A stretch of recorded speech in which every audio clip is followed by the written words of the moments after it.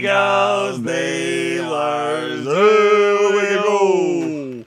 Here we go, Steelers. Here we go. Here we go, Steelers. Here we go. Welcome into the Steelers Talk Live show. It is Overreaction Friday after the loss to the Cleveland Browns on Thursday. The sky is falling. Last night, and you know, if you listen to the people on Steelers Twitter, the sky is falling in Steelers Nation right now. Now, personally, I have a little bit more of an optimistic outlook here after the loss yesterday. I'll go into my reasons why. I was able to watch the film earlier today. I also rewatched the game again last night, and I've got some more takeaways for you guys here at the top of today's show. We got a bunch of great stuff to cover actually on today's live edition of Steelers Talk. First up, Overreaction Friday takeaways, and I'm going to tell you guys why I'm not pressing the panic button on the Pittsburgh Steelers after an 8-3 start and after losing to the Browns. You were up late last night. Thursday Night Football. I was up very late last night. Not a whole lot of sleep in the Sperry household, if I do say so myself. Then also, our second segment today, kind of an interesting segment. There's been a couple of QBs that have been linked to the Pittsburgh Steelers as potential 2025 options to replace Russell Wilson. Some wild names. Some wild names. So we're going to get into it today, and I'll let you guys know my thoughts on those recent reports. And then we'll finish up today's show with a little bit of a rant session, the live Q&A. If you guys got a question, if you have a criticism, if you want to vent a little bit on the show and you want to get right up next to me here on screen, for today's live Q&A, you guys can use hashtag Steelers in the live chat. So, for example, you guys can go hashtag Steelers, should the Steelers fire Mike Tomlin? And I'll answer that question on the mailbag today. Appreciate your guys' support. Also, if you want to send in a donation today, it's not required by any stretch of the imagination, but if you want to, you guys can send in a Venmo at Jack Sperry, # Captain Jack 19 on Cashapp, or at Captain Jack Rabbit on PayPal. Appreciate all of your guys' support, man. If you want to send in a donation today, that'd be absolutely fantastic. If not, it's not a big deal. I do want to give a shout out here to our Black Diamonds. Our Black Diamonds get a shout out on every single Steelers Talk show. You also get your very own Super Chat sticker every time you send in a donation. F. Sperry in the chat. I haven't gotten to everybody's sticker just yet, but I will get to them hopefully this weekend here. I have some time on Saturday to get to some of these stickers, man. Really do appreciate all the people that have put in $500 or more on a singular show here on Steelers Talk. This is the lifeblood of the community that we have built here on this channel over the last 3 years. And without you guys, we wouldn't be able to do what we love to do every single day, which is to talk Steelers football and give you guys the best damn Steelers content money can buy, absolutely free every single day. Also, I want to give a shout out here to our newest Black Diamonds here, Christine Miller, Thick Clappa, Unknown, and Wolf Vein. Can't wait to get your guys' stickers done. Hopefully this weekend here we can start unveiling some of these new stickers for our Black Diamond members.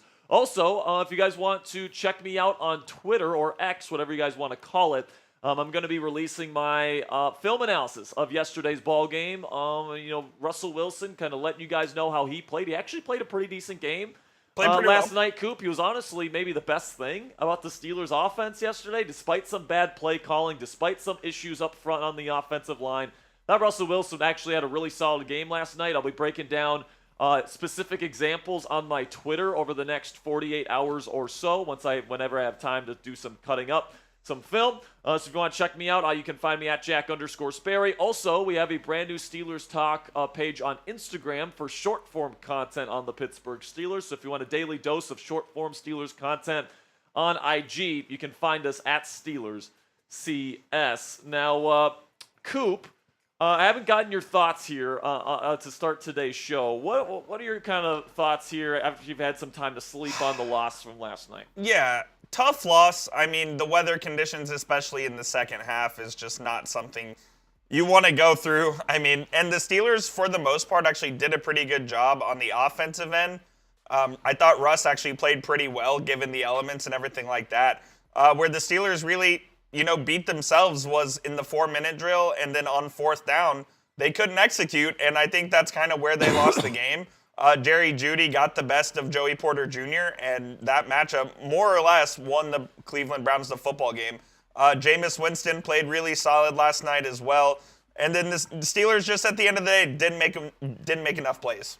Yeah, I completely agree. And, I thought that the game management from Mike Tomlin was abysmal as well. I think if I'm somebody that Coop. I'm a Tomlin guy. I like Tomlin a lot. I think that the culture that he sets, the leadership he brings to the table, the defensive scheming he brings to the table, there's not many guys in terms of those three things that are better than Mike Tomlin. But a fair criticism of Tomlin throughout his time in Pittsburgh is that he has not been a good game manager. That is not a strength of his. And sometimes it does lead to some really bad game management at the end of close football games. And sometimes, like it did this week, contributes to a loss. So, and I think Arthur Smith just was not good. Arthur Smith, he had a bad game. Arthur Smith needs to get it together, man. Russell Wilson kind of overcame a lot of really bad play calling and play design from Arthur Smith yesterday, in my opinion. Arthur Smith needs to get it together, man. It's not as bad as it was with Matt Canada. All right, the Steelers' offense with Russell Wilson in right now, I think, is 8th in points per game. So it's not terrible, but there's certain moments here where it's like, that is an awful play call from Arthur Smith. What the hell are we doing here, Art? You know, like, if you're going to win a Super Bowl, you got to be consistent on that side of the football, and Arthur Smith has not shown that level of consistency as a play caller to put his guys in positions to succeed. So make sure you guys click that thumbs up icon. Who's in the chat right now, man? It's a day after a tough loss, man. I think we're going to have a lower audience today, but I want to give a shout-out to all the real ones here. We got Joseph. We got Mike C. We got Colton in here. We got Neil. By the way, Colton got his question in for the mailbag. You guys need to do the same. Colton got his question in for the mailbag today, guys. You guys need to do the same. Hashtag Steelers or Super Chat to get on the mailbag today. If you want to rant, if you want to ask a question, if you have an idea, let us know. Hashtag Steelers and get it down there in the comment section. We got Christopher Smith in here. Steeli is here. What's up, Steeli? What up, Steeli? Don Lawrence is here. Demonte Hustle is here. Mike Z, Stephen Morris, YK Braden, Harry Cooper, Hip Hop Anonymous. I love that name, Hip Hop Anonymous. We got Gerald White. Kareem Richardson is here. We got a good crew of Steelers fans here, man. So as more people trickle in here, we're going to be getting into our first segment, which is the Overreaction Friday. I think that there is a lot of overreaction going on right now on Steelers Twitter and Steelers Nation. Because, whenever you lose to a 2-8 football team, you have to kind of question whether or not your team is any good. All right? But I think that there's certain reasons to have hope and to feel good, actually, about the Pittsburgh Steelers as we head down the home stretch of this season. I still think this team is primed to make the postseason. I'll let you guys know my reasons why. Also, we've got some interesting QB rumors. Some guys that have been linked to Pittsburgh as QB options for next season to replace Russell Wilson. I'll let you guys know my thoughts on those recent rumors. And then, of course, we've got the mailbag coming up, guys. So if you haven't gotten your questions in, make sure you get your questions in now. Hashtag Steelers or Super Chat to get on the show. Okay, let's get into it right now, man. Our first segment of the day, the Overreactions Friday segment, is coming at you guys right now.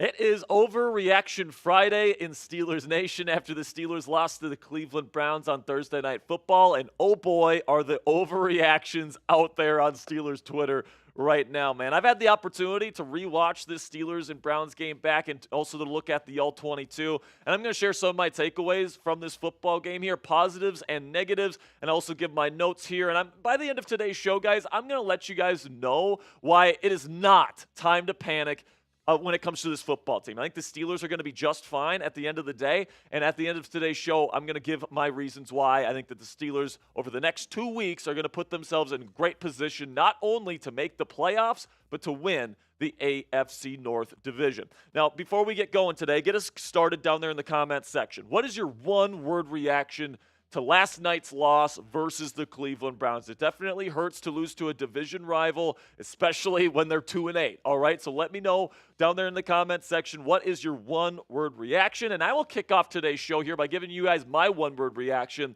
which is funky.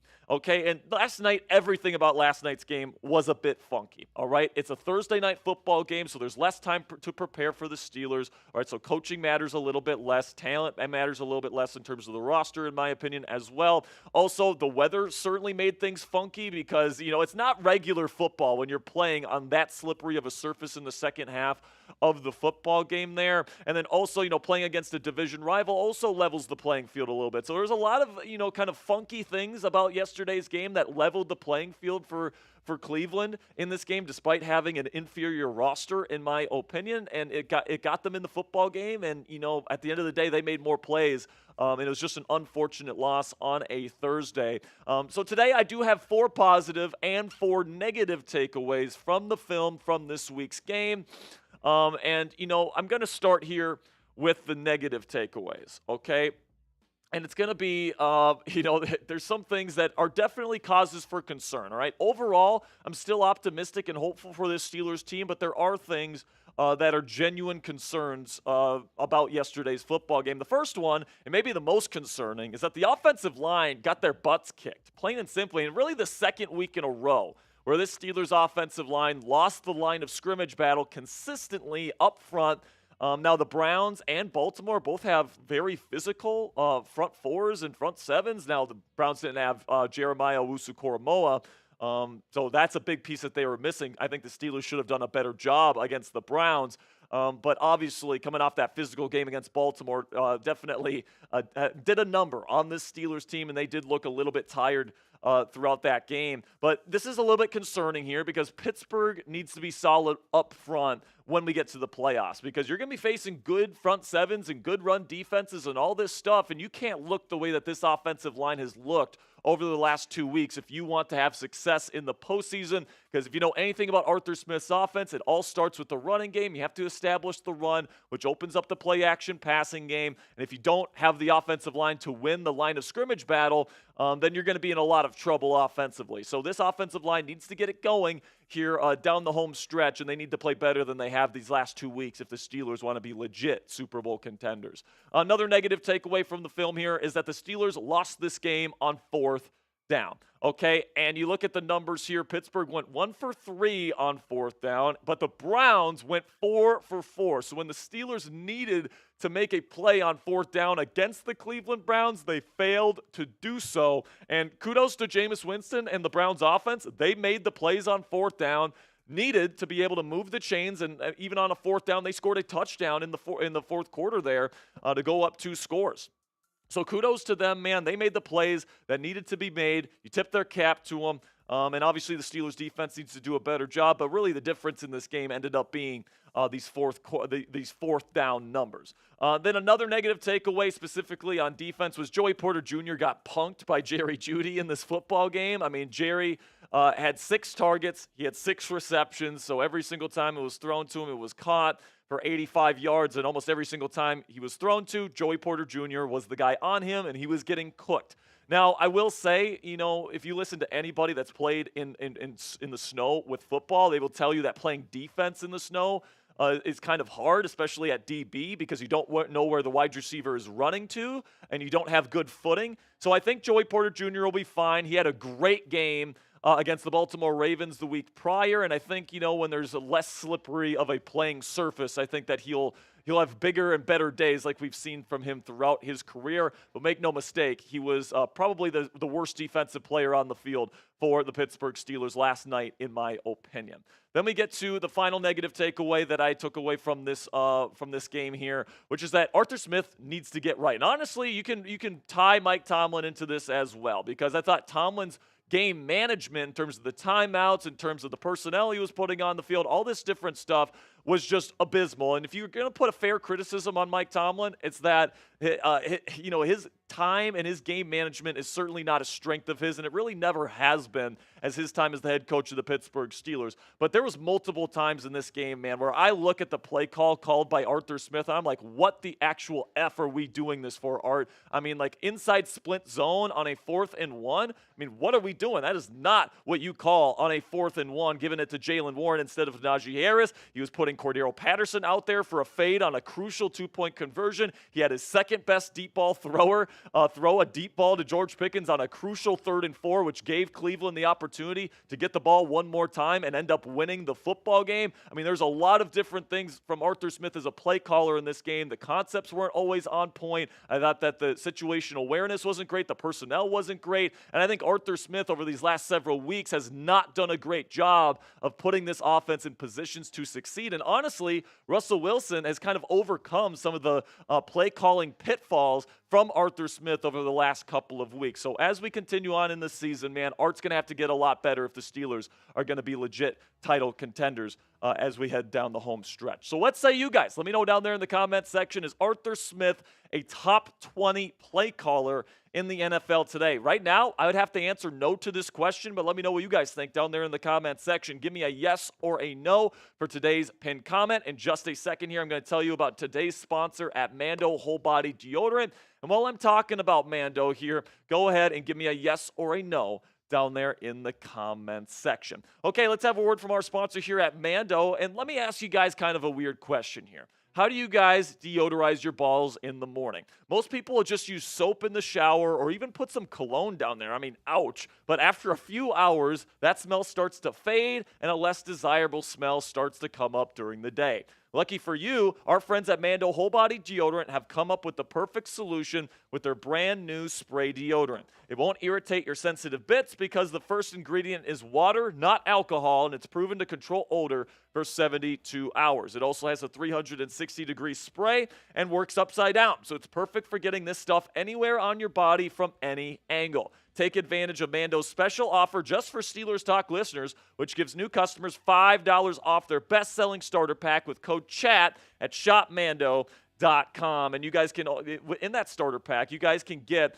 a little mini body wash just like this one. I got a big bottle of this at home here in my apartment in Dallas, Texas, and it just has me smelling fresh all day. If I have a long day at work and, I can only shower once during the day, I mean, it's nice to know that I have Mando to keep me smelling fresh, to keep the sweat relatively away as well. So Mando Starter Pack is perfect for new customers because it comes with a solid stick of deodorant, Cream 2 deodorant, 2 free products of your choice, like that mini body wash that I mentioned. It comes in cologne quality scents as well. I love the bourbon leather scent, by the way. Then they also have great deodorant wipes if that's more your thing. Plus, you get free shipping here with this starter pack. So luckily, I have the discount code to help you get hooked on my favorite smelling whole body deodorant on the market today. New customers get $5 off a starter pack with our exclusive code that equates to over 40% off your starter pack. Use code CHAT at shopmando.com. That's shopmando.com. Please support our show and tell them that we sent you. It's time to smell better naked with Mando Whole Body Deodorant today. So now that we've gone over the bad stuff, let's go over the positive takeaways here, because there was some positive takeaways to come out of this football game. Was number one, I think Russell Wilson was probably the best thing about the Steelers offense yesterday. I mean, I know he took that fumble, and I know he took a couple of sacks where he held the ball for too long. All right, but you look at the numbers and you watch the film, honestly, Russell Wilson elevated what was really a poor game plan from Arthur Smith, in my opinion. You take a look at these numbers here. He completed 75% of his passes in those crazy snowy conditions. Not only that, guys, but he was throwing the ball down the field. He averaged nearly a first down per pass attempt at 9.6 yard YPA. Then also he was 4 for 6 on non-Hail Mary deep passes. So that's 20-plus air yards down the field in the wind, in the cold, in the snow. Russell Wilson was delivering, and then when he needed to come up big with a huge throw in the fourth quarter to take the lead, he delivered with that huge clutch touchdown, taking a huge shot right to the face while delivering a seed to Calvin Austin III in a tight window to get the lead in the fourth quarter on a 3rd and long, by the way, and the Cleveland Browns playing back. So I think that Russ wasn't without his mistakes. All right, he definitely took a couple sacks where he held the ball for too long. Plus, he had that fumble that you just can't have those, obviously. But he was far from the issue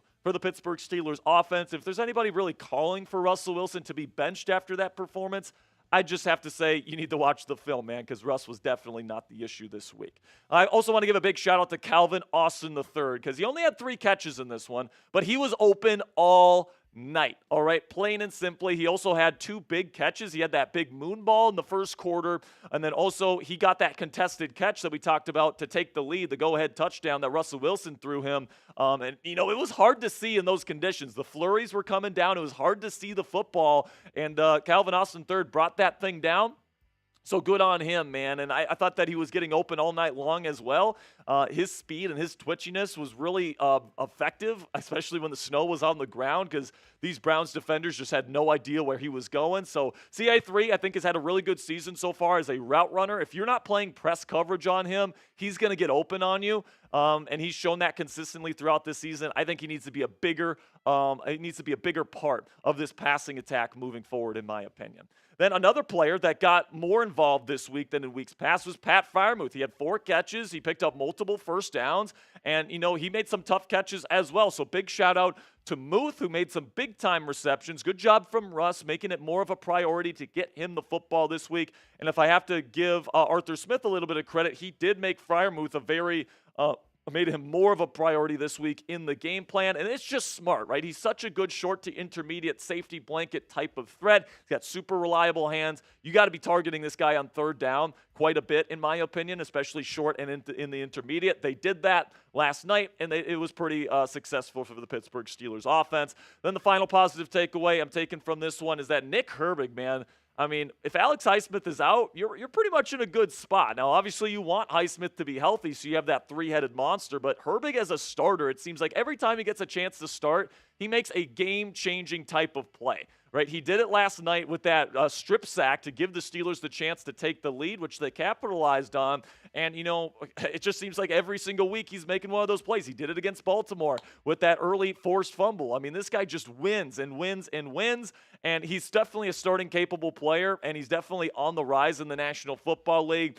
So big shout out to Nick Herbig for making the most of his opportunities. So up next here on Steelers Talk, why I'm not panicking after this loss. Okay, I know a lot of people are like, oh, you lost to the 2-8 Browns, your season's over. I'm going to let you guys know why I don't think that's the case here in just a second. But first, go ahead and click that subscribe button if you haven't already. We got daily Steelers videos up on the channel, 100% free. We also go live twice a week, not to mention our live watch parties as well for every single Steelers game. And then also we are getting real close to 70,000 subscribers. We're less than 500 subscribers away now from 70,000. So help us get to that milestone right now and join the Steelers Talk family today.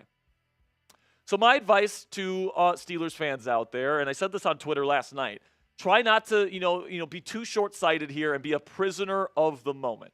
Okay, because I'm old enough to remember here that the Steelers season was over when they lost to the Colts and the Cowboys in back-to-back weeks, sitting at 3-2, and this fan base was depressed. What did they do after that? They rattled off 5 straight wins, and now they're still in sole possession of first place in the AFC North.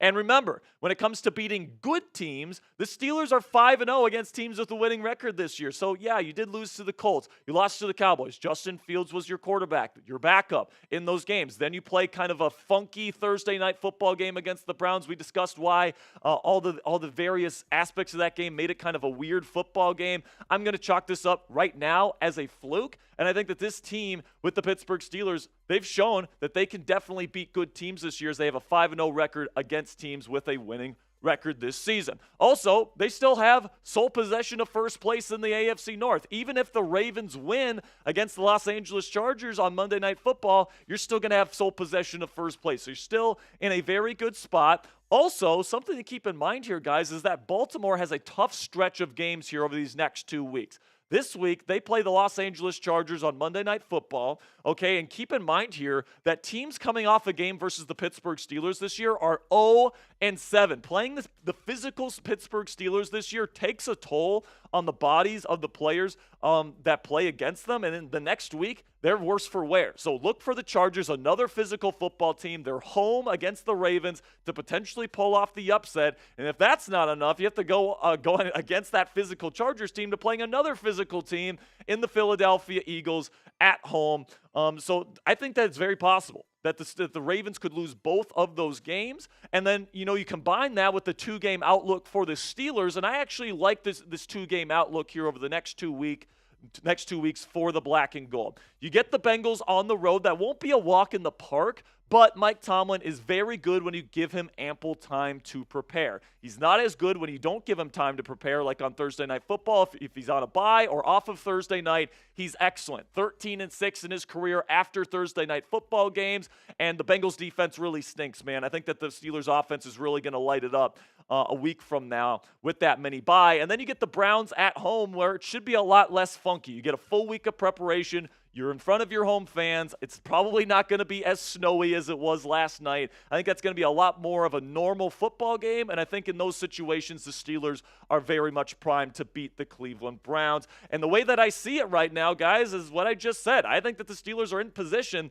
to win these next two games, and if the Steelers beat Cincinnati and then they beat Cleveland, and people can kind of take a deep breath and kind of, in hindsight, look at this Thursday night loss and say, yeah, that was kind of a fluky game, and you're sitting at 10-3 down the home stretch. You've pretty much already locked up your spot in the AFC playoff picture.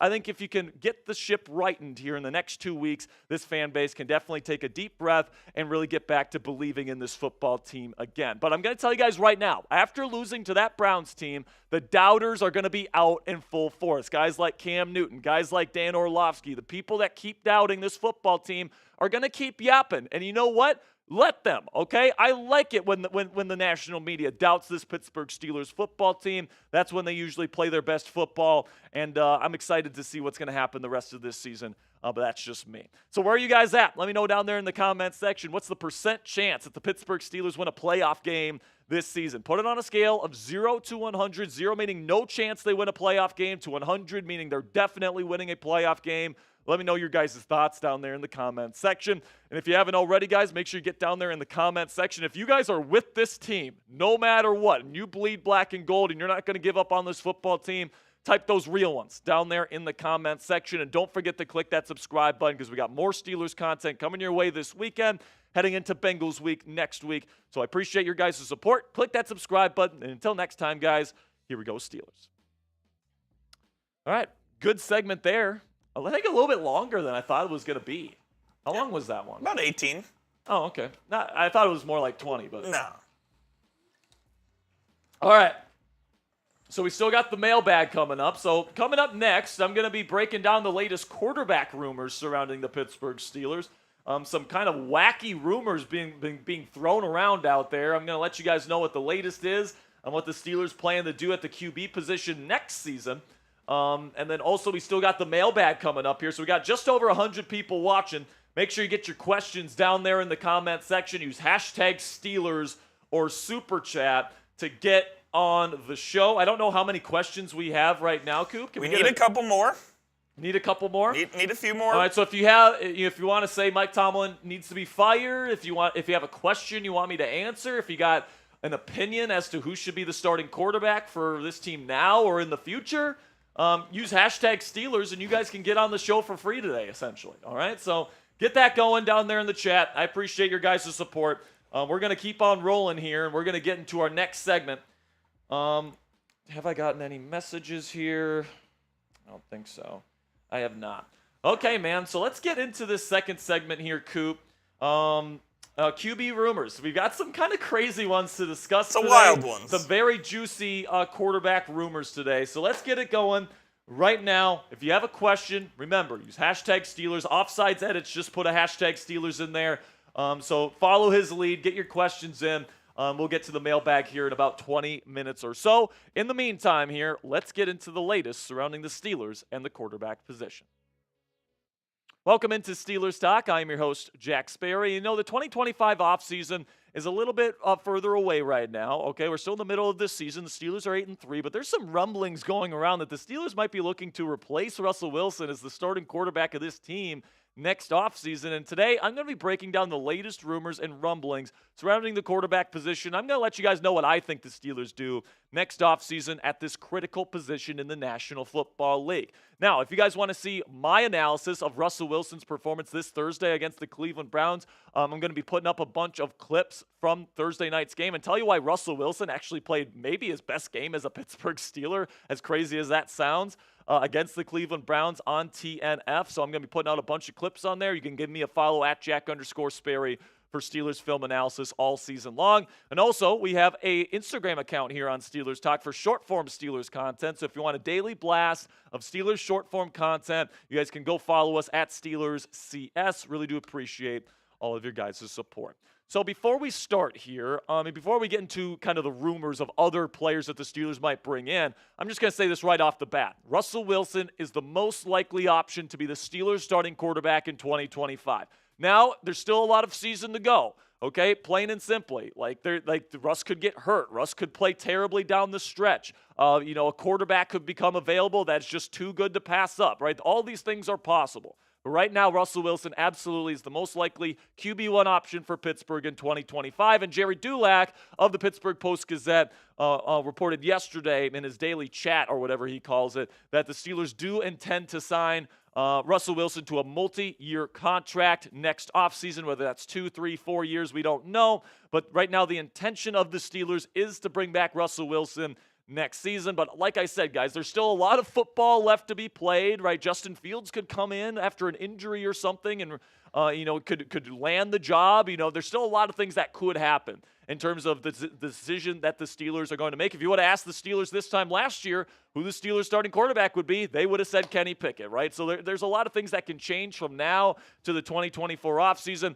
but make no mistake. Right now, the way things sit, the intention of the Pittsburgh Steelers does seem like they are going to stick with Russell Wilson as their starting quarterback. And honestly, in my opinion, that's the right move, guys. You take a look at his numbers so far this year with the black and gold. The yards per game is pretty darn good at 242.4. Completion percentage is okay, but when you factor in how far he's throwing the ball down the field this year, it's actually pretty decent. 7 touchdowns to 2 interceptions and 2 fumbles. Obviously, you want to see those turnovers numbers get a little bit lower and the touchdown number be a little bit higher, but in 5 games played, those numbers certainly aren't terrible. And you look at the Steelers' offensive stats with Russell Wilson in the game, okay? Points per game sitting at 25.6. Right now, if that was for the entire season, that would be 8th best in the National Football League. So you're still top 10 in scoring offense when Russell Wilson is your quarterback. You're also top 10 in yards per game at 363.6.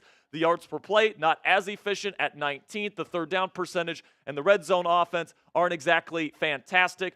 And then the giveaways is only at 4 when it comes to the interceptions and fumbles Russ has given up these last 5 weeks. And honestly, guys, Russell Wilson is the type of quarterback that the Pittsburgh Steelers want and like to run their style of offense. They like to run the football, they like to go play action, and they like to throw the ball down the field. Russ does all those things. Plus, what do the Steelers like? They like clutch quarterbacks that can deliver in the clutch moments. Russell Wilson has delivered 2 potential game-winning touchdown passes this year already for the Pittsburgh Steelers. One against Washington to Mike Williams, and then another potential one to Calvin Austin III against the Cleveland Browns on Thursday Night Football. So Russ still has that clutch factor 100%, and he really does fit what the Steelers want to do as a win-now football team. So fill in the blank for me down there in the comments section. Russell Wilson is a top blank quarterback in the National Football League right now. This will be the pinned comment on today's show, so YouTube's going to throw you an ad break here in just a couple of seconds. When that happens, take advantage of that time by answering today's pinned question. Now, my answer, and this might surprise some people, I think that Russell Wilson's not a top 10 guy, probably not even a top 15 guy in the NFL. I think he's a top 20 guy, which is still a very good starter, all right? To be a top 20 quarterback in the world still means you're a very good player. Now, Russ does have his weaknesses. Sometimes he does hold the ball too long. He cannot progress past his first read over the middle of the field, all right? Sometimes he drifts into pressure, all right? He's got his limitations. But I think that his type of quarterback and what he does well and what the strengths that he brings to the table is absolutely the type of quarterback the Steelers can win with and can potentially even win a Super Bowl with how good their defense is and how good the supporting cast is in Pittsburgh. So coming up next here on Steelers Talk, we're going to be talking about Aaron Rodgers and Daniel Jones. They have both been linked to the Pittsburgh Steelers, and I will let you guys know my thoughts on that possibility coming up here on the show. But before we get into all the crazy rumors here surrounding the quarterback position, let's have a word from our sponsor here at Mando Whole Body Deodorant. And let me ask you guys kind of a weird question here. How do you guys deodorize your balls in the morning, in the shower? Most people will just use soap in the shower or even put some cologne down there. That's got to sting, by the way. But after a few hours, that smell starts to fade and a less desirable smell starts to come up during the day. Lucky for you, our friends at Mando Whole Body Deodorant have come up with the perfect solution with their brand new spray deodorant.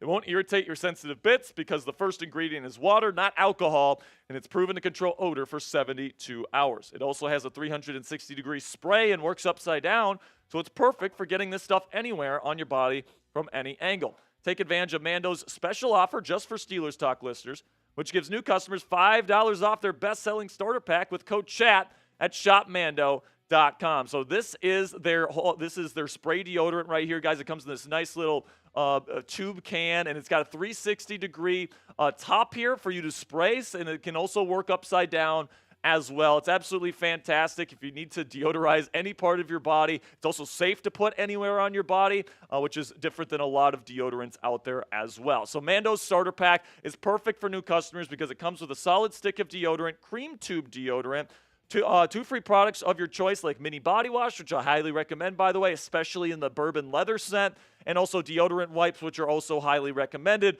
and free shipping. Luckily, I have a discount code to help you get hooked on my favorite smelling whole body deodorant on the market today. New customers get $5 off a starter pack with our exclusive code that equates to over 40% off your starter pack when you use code CHAT at shopmando.com. That's shopmando.com. Please support our show and tell them that we sent you. It's time to smell better naked with Mando Whole Body Deodorant today. So A to Z Sports' Wendell Ferreira here has linked Aaron Rodgers to the Pittsburgh Steelers, and he thinks that the Steelers are the number one destination for the future Hall of Fame quarterback. This is what Wendell had to say about this rumor. This is the most likely option outside of the Jets, talking about the Steelers. Russell Wilson and Justin Fields are both free agents in 2025, so the Steelers will really need to look at their options. Maybe Wilson wants to stay, but he would certainly be much more expensive than he is now. Rodgers probably wanted more control, and that's why he went to the Jets after years with the Packers, but it didn't work, so going to a franchise where he would be the quarterback and nothing beyond that with a respected head coach in Mike Tomlin would make sense. Well, here's the thing, man. I don't know if it makes sense there, Wendell. I don't love the idea to bring in Aaron Rodgers, even though he would look freaking sweet in the color rush jersey. I don't think that he would wear number 12, by the way, with Terry Bradshaw. But, I'm out on Rodgers. I am, guys. And the reason why that is because he's lost his mobility. So his pocket presence is still good within the pocket, technically, but he can't escape outside the pocket anymore after that Achilles injury and the age thing. He still has some pretty good arm talent, and he still has the arm strength. But another thing about Rodgers' game is that you have to have a high level of chemistry between him and the receivers to run his style of offense.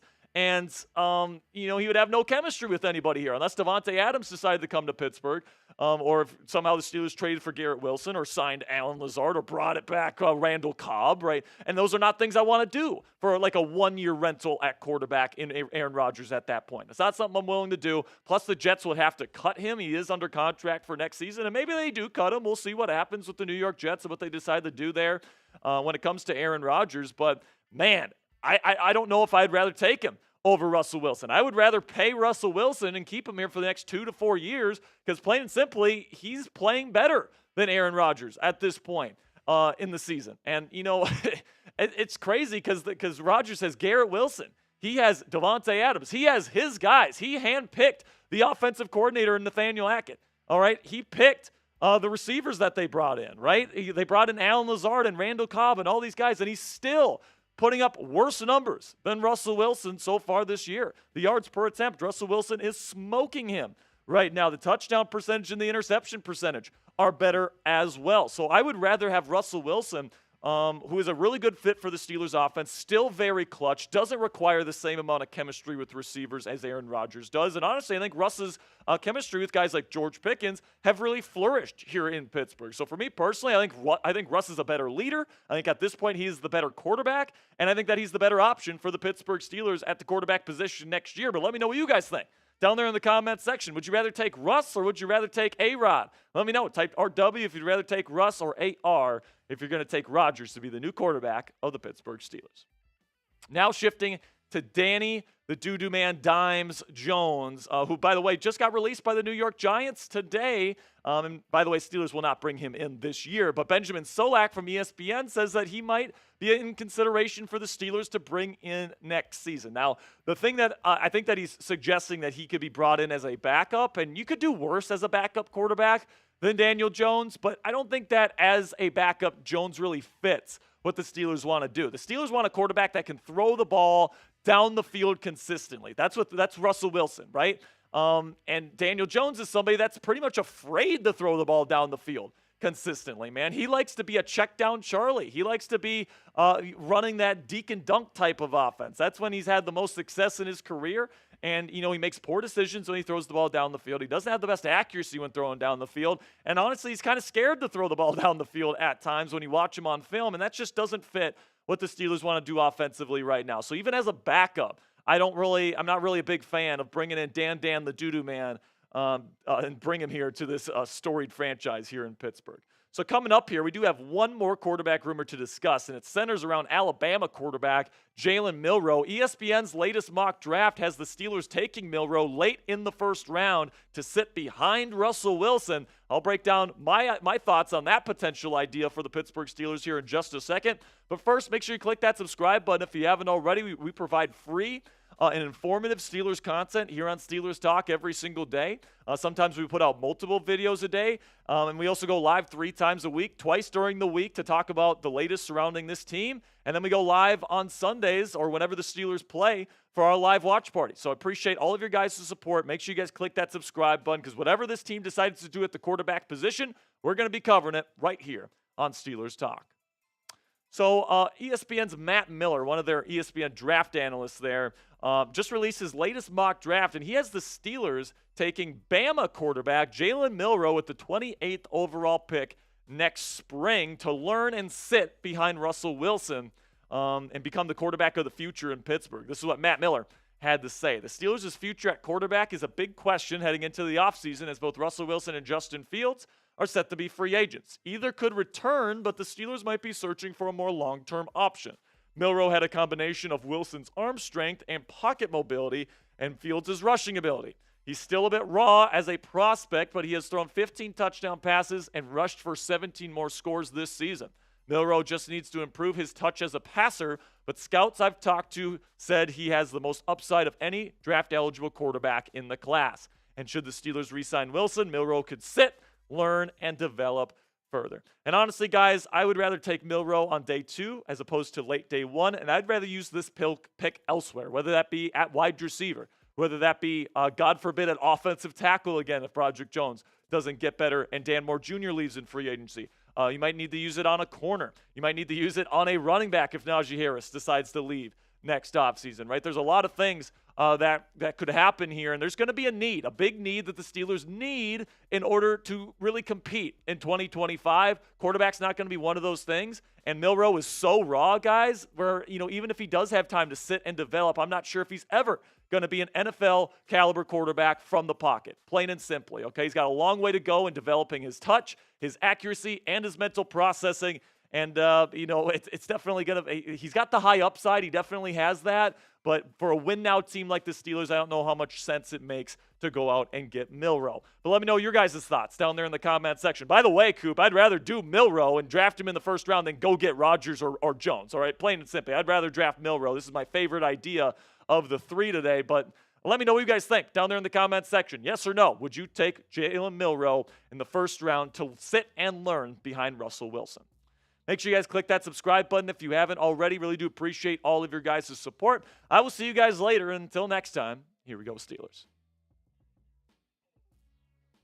All right. I 100% would take Milroe over either Rodgers or Dan the doo-doo man.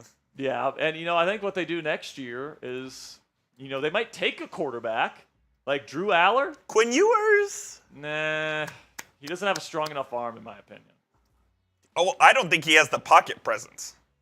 I tried telling you about Quinn Ewers earlier this year. Yes. You were dead set that he was a first-round quarterback, and I was like, I don't know. He was. He's regressed. Well, he was, and now he's not. Yes, exactly. And I saw the things on film before everybody. I was on the Quinn Ewers isn't a first-round Dude, pick train before anybody else was. He has the arm talent. He doesn't have the pocket presence or the mobility. It's all gone. It's all gone. It's all gone. Man, so do we still need questions? Need a couple more questions.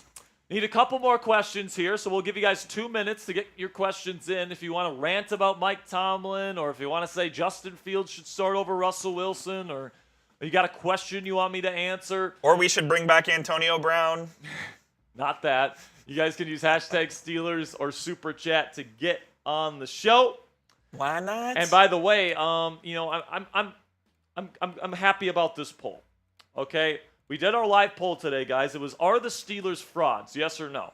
62% say no. And I agree with that take. I don't think the Steelers are frauds. It's just not fair to call them frauds after one bad game. Especially as funky of a game as it was. Yeah, exactly. You know, if it was clear weather the entire game, if it was normal preparation, a normal Sunday game, I would be a lot more concerned about this game than it was on a short week, on the road, versus a division opponent, and then in the snow, in the second half. 100% agree. All right, and despite that, guys, despite everything that went away from the Steelers in that direction, they were still probably 1 or 2 plays away from winning that game, and they're probably better game management away from winning that game. So, also, something else I want to say here, guys, I haven't mentioned this yet. Mike Williams, I do expect to pretty much take over Van Jefferson's role in the offense coming out of the mini-bye. I hope so. I said this week I didn't expect Mike to get on the field all that much because short week, you don't have a lot of time to learn new stuff in the playbook. Now he's got the mini-bye to really hone in, and he's got these next several days while the rest of the team is on vacation doing whatever. He can stay in the Steelers building, study his ass off, and get ready to be a full-time starter come next week. Van Jefferson made a nice catch yesterday.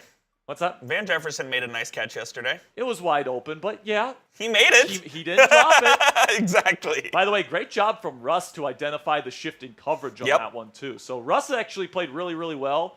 Well, I mean... Oh, yes. I want to bring up this point from Jim.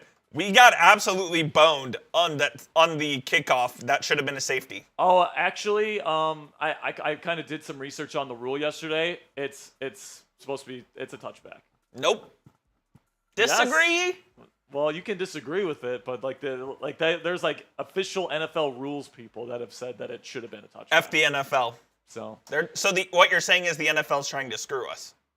No, that's not what I'm trying to say. I'm saying that the rules dictate what happened was a touchback. So, what a joke. Listen, man, the Steelers lost because of the Steelers, all right? But, there was certainly some circumstances there that made the game funky, like I've been talking about. That's kind of the word of the day is funky. We also haven't talked about Dan Moore just getting fucking killed by the way, Myles thank Garrett. God it was snowing in the second half because he might have gotten 6 sacks. Myles Garrett might have had 6 sacks in the game if he would have been able to get some footing. By the way, a lot of people are panicking about TJ Watt not having any production. Here's the thing, man. On that slippery of a surface, if you're getting chipped, you have no shot. Yeah. If you're getting double teamed or chipped when the snow is on the ground that heavy and it's slippery out, you're not going to do anything. No. Now, can you say TJ should have made a bigger impact in the first half when there was no snow on the ground? Yeah, you can argue that. I think if there's one person on the Steelers defense, I'll excuse for having he didn't even have an off game, but for not having a huge game, I think TJ Watt can get a pass. Yeah, absolutely. 100%. All right, I think we're good. All right, we got our questions in. Yeah. It's time to get into this. I'm expecting to see a lot of negative stuff in this mailbag, which is okay. I understand. It's Overreaction Friday. We're allowed to feel our emotions and be frustrated and all these different things. Hopefully, I can provide some context here, and hopefully, we can have some level-headed discussion here on the level-headed. Q&A. Why? What's that? Why level-headed? Because there's a lot of lopsided discussions happening on Steelers Twitter right now. Shout out Orlovsky. That's why you come to Steelers Talk, by the way, because we keep our heads on straight here on this channel. Okay, let's get into it right now, people. The Steelers Talk mailbag is coming at you right now. Welcome into the Steelers Talk Mailbag. I'm your host, Jack Sperry, and this week, obviously, you take a tough loss to the Cleveland Browns, and I think that the emotions are going to run hot with the questions here, and I think there's going to be a lot of frustration, and, deservingly so. There were some frustrating things about this game this week that the Steelers need to clean up if they want to become legit title contenders this year. So without further ado, let's get into the questions here, but first, make sure you click that subscribe button to join the most interactive Steelers community here on YouTube. We go live 3 times a week. We give you guys shout-outs. We put you up on the mailbags. We give you guys an opportunity to hang out and interact with your fellow Steelers fans across the globe. So if you guys want to join the largest Steelers news community here on YouTube, we're just about to hit 70,000 subscribers. That's absolutely fantastic, guys. Click that subscribe button and join our family today. With that, I'll pause and open it up for questions, starting with my man Colton. Says, if the Steelers drop to the Bengals, you think we are done? I don't think we're done.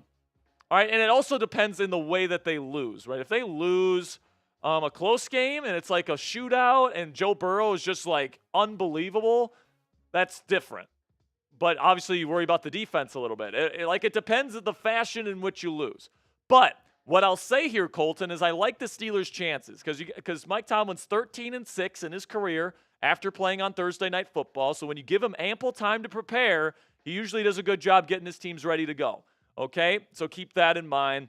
And then the Steelers' offense ripped that Bengals defense to shreds last year in Matt Canada's offense with Kenny Pickett and Mason Rudolph. Okay, and it was obviously Faulkner calling the plays last year. No, Faulkner was the OC after Canada got fired, but it was still Canada's playbook. And Mason Rudolph and Kenny Pickett absolutely killed that Bengals defense. I think Russell Wilson and the Steelers offense with Mike Williams playing a bigger part next week. I think that this Steelers offense is going to go off, all right? I think that they are going to silence a lot of the doubters out there. And I think that it's going to be a real fun game to watch and a big-time shootout. Hopefully the Steelers can come out on top. Got one from Hip Hop Anonymous, one of my favorite names here in the Steelers Talk community. Says, I think Najee needs to ride the dang bench. The man sucks. I don't think he sucks. I think that's a little bit of an overstatement, and I think he is better than Cordero Patterson because Cordero, since he's come back from his injury, has not been dynamic whatsoever. Okay, like Najee definitely has quicker feet than Cordero at this point. I think he's got better. Power than him as well at this point in his career, despite being a bit slimmer. And obviously the Thunder and Lightning with Najee and Jalen is pretty darn good. So I think Najee, he's not a true number one in my opinion. I don't think he's a star running back, but he certainly plays his role in this Steelers offense. And I think he plays an important role in this Steelers offense for sure. So who should play more? Who should be the number one running back in terms of who gets the most snaps on game days this year? Type NH if you want Najee Harris, or type JW if you want Jalen Warren. This will be the pinned comment on today's show. So YouTube's going to throw you an ad break here in just a couple of seconds. And when that happens, take advantage of that time. But let me know who should be RB1 here in Pittsburgh. Got one from my man Offsides Edits. Says, do you expect to see more of Justin Fields' package after his performance against the Browns? So I actually think that, because of the weather and it was hard to see the football and it was hard to pass the ball because of that at times, I thought it was a real smart move to go to Justin Fields at the time that they did. And he provided the spark to get this team going and, really spark that comeback in the fourth quarter. So shout out to Justin Fields. But I think that when it's clear conditions outside, you're going to see less of Fields. Now, if it's another snow game, if there's going to be a really wet and rainy game, I think we'll still see Fields, and I'm still going to advocate to put Fields in there on the low red zone, 5-yard line and in. I'm also going to advocate for him on 3rd and 4th and short for tush pushes. And I'm also going to advocate for him in 4-minute drill. Don't throw a deep shot to George Pickens in those moments on 3rd and 4 with the game on the line. But, you can put him in there to be another rushing threat if the defense knows you have to run the football. So I think Fields and the Fields package is valuable for this Steelers team. I do think we see more of it, but I think, honestly, we might have seen the largest percentage of snaps in the Fields package that we'll see all season on Thursday night. So we got one from Vincent here. It says, other than Aaron Rodgers and Daniel Jones, free agency quarterback options that the Steelers could sign. Sam Darnold, Andy Dalton, Jameis Winston, Gardner Minshew. It's a very barren free agency quarterback class. Now, there could be some quarterbacks that get traded. Kirk Cousins could potentially be a trade option. Matthew Stafford could potentially be a trade option. Who knows? Maybe even Derek Carr could be a trade option next offseason. Dak Prescott, I don't think Dak, but there's going to be some options out there. But honestly, out of all the guys that are going to be free agents next year, Russell Wilson would be my number one choice. He has chemistry with these guys. He's a fantastic leader for this locker room. He's clutch in the fourth quarter. He's probably a top 20 quarterback, not a top 10 quarterback anymore. But he fits what this Steelers team wants to do. And out of those free agency options, I'd probably rather take Russ over all of the rest of those. So before we get to the rest of today's questions here, let's have a word from our sponsor here at Mando Whole Body Deodorant. Let me ask you guys kind of a weird question here. How do you guys deodorize your balls in the morning in the shower? Most people just use soap or even put some cologne down there. I mean, that's just absolutely gross if you ask me. But after a few hours, the smell starts to fade and a less desirable smell starts to come up during the day. Lucky for you, our friends at Mando Whole Body Deodorant have come up with the perfect solution with their brand new spray deodorant. It won't irritate your sensitive bits because the first ingredient is water, not alcohol. And it's proven to control odor for 72 hours. It also has a 360-degree spray, and it works upside down as well, so it's perfect for getting this stuff anywhere on your body from any angle. Take advantage of Mando's special offer just for Steelers Talk listeners, which gives new customers $5 off their best-selling starter pack with code CHAT at shopmando.com. And guys, in that starter pack, you guys can get this mini body wash in the bourbon leather scent. They got multiple different scents that are cologne quality. I love the bourbon leather one, though, just because I really like kind of the masculine scent of it. And I have a full bottle of this, by the way, at home. After I tried Mando products, I've never gone back to a different body wash. I love it that much. And you guys can get hooked on my favorite smelling whole body deodorant right now by using Mando's starter pack, which is perfect for new customers because it comes with a solid stick of deodorant, cream tube deodorant, and 2 free products of your choice. You can get the mini body wash like I pointed out, or they also have excellent deodorant wipes too if that's more your thing. And then also you get free shipping, so there's literally no reason not to try this out, guys. Luckily, I have a discount code to help you get hooked on my favorite smelling whole body deodorant on the market today. New customers get $5 off a starter pack with our exclusive code that equates to over 40% off your starter pack when you use code CHAT at shopmando.com. That's shopmando.com. Please support our show and tell them that we sent you. It's time to smell better naked with Mando Whole Body Deodorant today. My man Jim Cease in the chat here says, bottom line, offensive line needs to get better. Mike Williams needs to get more reps. And I like that I like that you're bringing this up with Mike Williams, Jim, because I do think he's going to get more reps. All right, on the short week, I even said it this week on the show. Don't expect Mike Williams to play more snaps because it's a short week. Their focus was on getting ready for the Cleveland Browns game, not necessarily getting Mike Williams up to speed with the playbook. But now, with the mini bye week, there's going to be people taking a little bit of a break, all this stuff.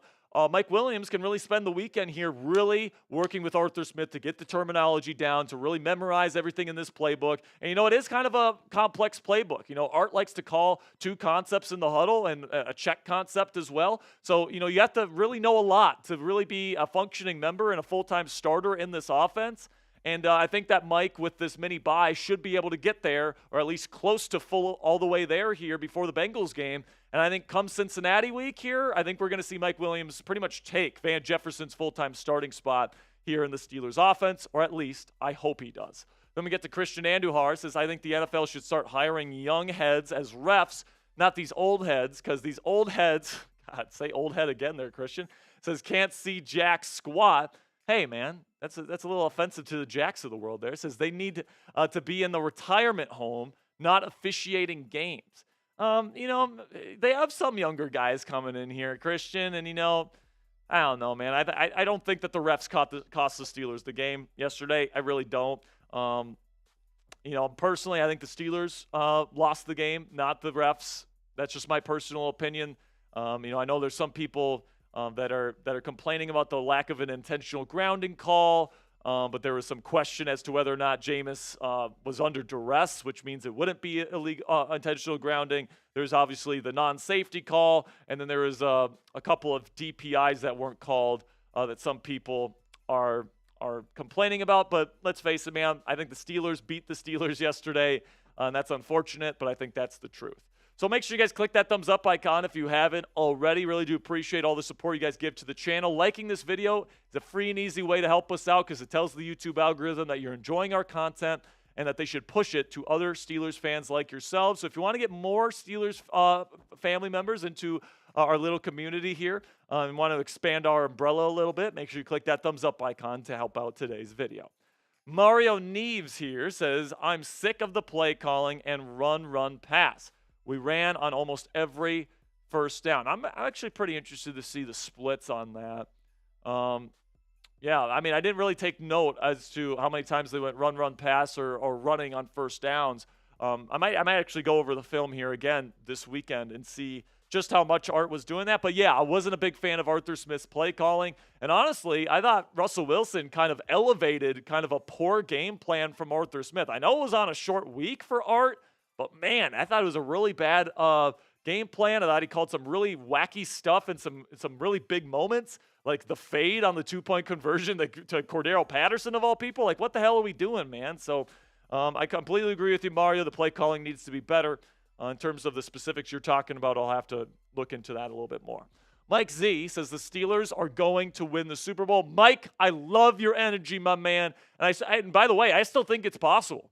All right, would I list them as the favorites in the AFC right now? No, but before this game, I didn't. I still had the Bills and the Chiefs ranked above the Steelers on my personal power rankings heading into the week. And you know what? I'm probably not going to move the Steelers off my power rankings next week. I still feel good about where this team sits. I think that the Bills and Chiefs are probably the favorites in the AFC, but the Steelers are absolutely in the mix, all right? They can beat the Bills. They can beat the Chiefs on any given Sunday, and I absolutely think the Steelers are capable of not only going to the Super Bowl, but winning it if they can get hot at the end of the season. Greg Dayton here says you better score about 28-30 to beat the Bengals. And the last two games against the Bengals, the Steelers have gotten over 30. And that was with Kenny Pickett and Mason Rudolph, all right? And Russell Wilson is a lot better than those two guys, in my opinion. All right, so I actually think that the Steelers' offense is going to have a bounce-back game. They got ample time to prepare and really get a good game plan together. Arthur Smith has no excuses heading into this game. And, you know, Joe Burrow is playing, honestly, MVP caliber football this year. It's kind of a travesty. You know, the Bengals have lost so many games. I mean, it's great as Steelers fans to see the Bengals lose as many close games as they have. But the thing about the Bengals, guys, is that they don't win close games. The Steelers have won most of their close games this year, guys. So if it's close, I think it will be at the end. I trust Russell Wilson and the Steelers, even on the road, to collect the victory. Going from Love Pugs 05 says, from what I've seen from the replays, Watt was held by Browns players. Honestly, I thought the most egregious non-holding calls were on Cam Hayward. Cam actually talked about it in his post-game press conference yesterday. He was getting held time and time again, and the refs just let him play in the elements. Honestly, it was probably hard for the refs to see anything with the snow, so maybe they get a little bit of a pass for that. But, you know, I'm not going to use the refs as an excuse. I think the Steelers lost because the Steelers didn't play well enough to win the football game on Thursday. So make sure you guys click that subscribe button if you haven't already. Thank you to everybody that submitted questions this week. We'll be back on Monday with another edition of Steelers Talk Live. And we'll have another full slate of videos for you guys, getting you ready for Bengals week here in week 13. Really do appreciate all of your guys' support. And until next time, here we go, Steelers. All right, Coop.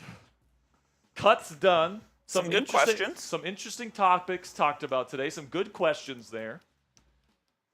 But, you know, I think the takeaway from today is that, you know, it's an overreaction Friday, but I'm honestly, I'm chill, man. I'm chilling. The sky's not falling. I'm okay. You know, I'm feeling like, you know, sometimes in the National Football League, weird, funky games can happen sometimes, especially on Thursday night, especially when you play division rivals, especially when you play those rivals on the road, and especially when the weather is completely an outlier compared to what you usually see on a normal NFL Sunday. I think you were way more depressed after the Cowboys lost than you were after this one. Oh, I was. Yeah. I was a lot more because at that point we hadn't seen Russell Wilson. Exactly. And I was like, man, I'm not sure if Russell Wilson would be any better than Justin Fields, but it's not good enough with Fields at this point. So I was pretty down bad, and honestly, I think Steelers Nation was really down bad. Oh, yeah. After that loss to the Cowboys, the season was supposed to be over. Steelers can't beat good teams. They were fraudulent, and then all of a sudden, boom, 5 straight wins. You have a 1.5 lead in the AFC North, and no matter what the Ravens do on Monday, you're still in first. Steelers will be in first place in the AFC North when they play the Cincinnati Bengals in Week 13. You're so damn right. The Steelers are still in a very good spot. If I'd have to predict their final record now, I think they beat the Cincinnati Bengals. I do. I think they win. Tomlin's record off of Thursday Night Football games is certainly in the Steelers' favor. Then you get the Browns at home, and I don't think it's going to be an outlier game like it was this week. Steelers are the better team. I think they'll beat the Browns, and that'll be a big one. Because if you beat the Browns, I think this fan base cools down a little bit. Then you're 10-3. Then you're 10-3, and you got the last 4 games: Philly, Baltimore, Kansas City, Cincinnati. That's a gauntlet. That's a gauntlet, but if you just win one of those games, you're sitting at 11 6. games. Yep. If you beat the Baltimore Ravens, and by the way, I think you have a damn good chance of beating the Ravens again. Honestly, you might you win the North if you beat the Ravens. And you're basically home against Cincinnati in the season finale. So if you need to win that game to win the division, I trust the Steelers to sweep the Bengals this year. I do. All right. So I think right now I would maybe predict the Steelers to win probably at least 11 games, and I think they could get up to 13 if they really play well, but more realistically around 12. 11 or 12 games is where I expect this Steelers team to be at the end of the season. And 12 wins will put you damn close to winning the AFC North, Coop. Absolutely agree. Now, especially if Baltimore loses these next 2 games. Because I think that there's a chance that they lose against the Chargers on Monday, and I think there's a decent chance they lose against the Eagles the following week. Yeah, they could. And if they lose those 2 games, you know what their record is? What's that? 7-6. Yikes!